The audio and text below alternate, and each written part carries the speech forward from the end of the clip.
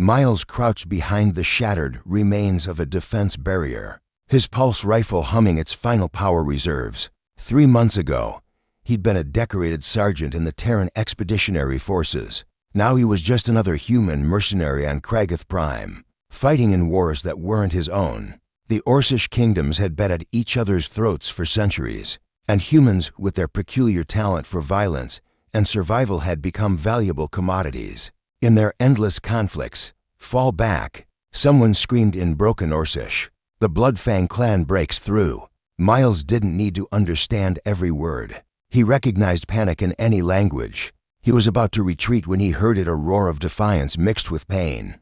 Through the smoke and debris, he saw her, an Orc woman, easily 8 feet tall, her green skin marked with ceremonial tattoos and battle scars. She wore the crimson armor of the Stoneheart clan, now dented and cracked. 3 Bloodfang warriors surrounded her, their axes gleaming. She was magnificent even in defeat, her tusks bared in a snarl as she swung a broken sword at her attackers. Her blood stained the ground beneath her feet. Every instinct screamed at Miles to run. This wasn't his fight. These weren't his people. But he'd never been good at listening to the sensible voice in his head. Miles raised his rifle and fired. The plasma bolt caught the first Bloodfang warrior in the chest, dropping him instantly. The other spun toward this new threat, giving the Orc woman the opening she needed. With a roar that shook the ground, she drove her broken blade through the second warrior's throat. The third charged at Miles with terrifying speed. He rolled, came up firing, but his rifle finally died, power cell depleted. The Orc's axe came down. Miles barely parried it with his rifle, the impact shattering the weapon and numbing his arms. He was going to die. Then the Orc woman was there, catching the warrior's next swing with her bare hand. Bones cracked the enemy's, not hers. She wrenched the axe away and ended the fight with brutal efficiency. Silence returned. The Orc woman turned to Miles, breathing heavily. Up close, she was even more imposing. Her eyes, however bright amber and intelligent, studied him with something like curiosity. "You, human," she said in thickly accented common tongue. "Why help Grishna?"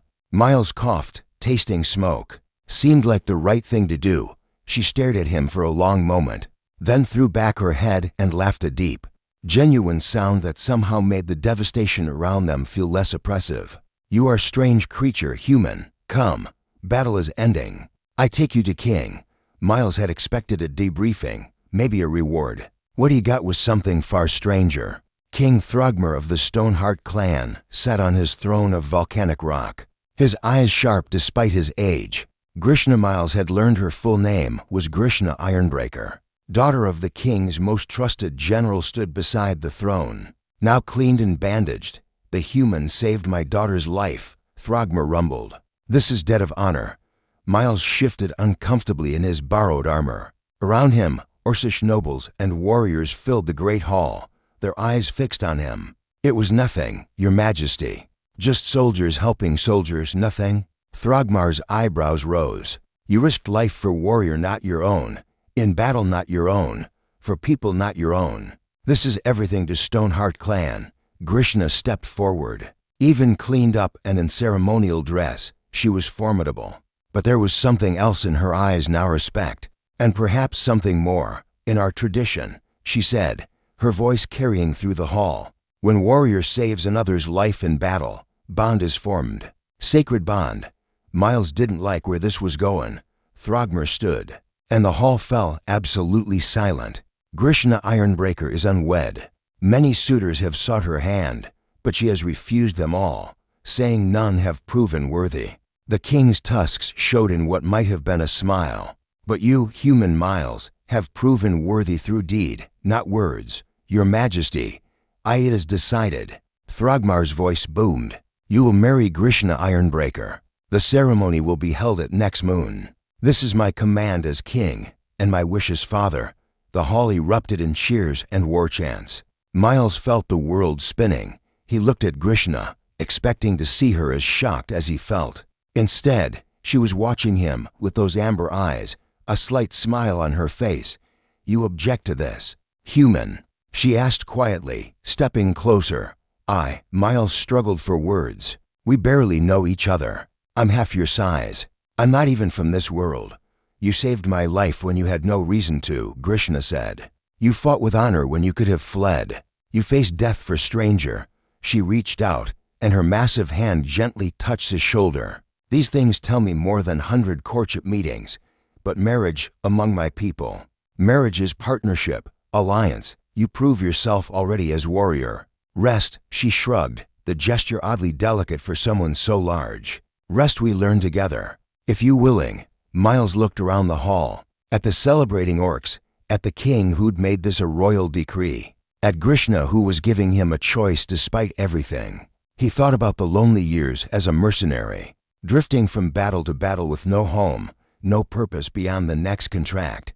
He thought about the moment on the battlefield when he'd made the decision to help, how it had felt right in a way nothing had felt right for years.